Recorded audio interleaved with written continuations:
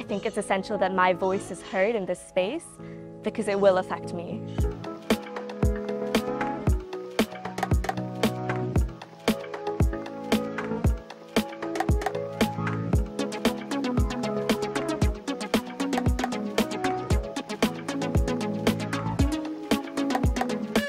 As a youth advocate for climate change, I've felt moments in the past where I haven't been heard.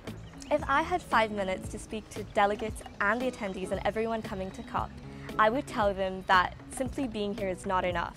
You have to have definitive action to make a difference. At the end of the day, we are gathered here for the next 2 weeks to truly make a difference. And whilst your presence is incredible, nothing is truly happening until final policies and decisions are put in place. The atmosphere at this year's COP is very busy, very lively. There's a lot going on. There are a lot of events to attend. Regardless of the aspect of climate change you're interested in, there's something for everyone. Whilst I do think in-person COPs are very much more interactive and allow you to connect with so many different people from across the globe, I do think that moving forward, leaning towards a virtual COP is more sustainable.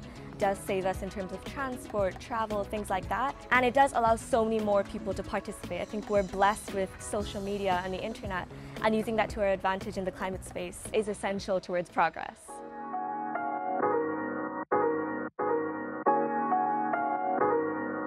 I think my biggest worry when it comes to climate change is that not enough is being done quickly. Being aspirational for the future is great, and knowing that we do have these goals that we want to fulfill is incredible, but we do need to do things at this minute, at this second, if we do want to see long-lasting change. I think that my generation will be the generation to face climate change, even though we unfortunately did not cause it.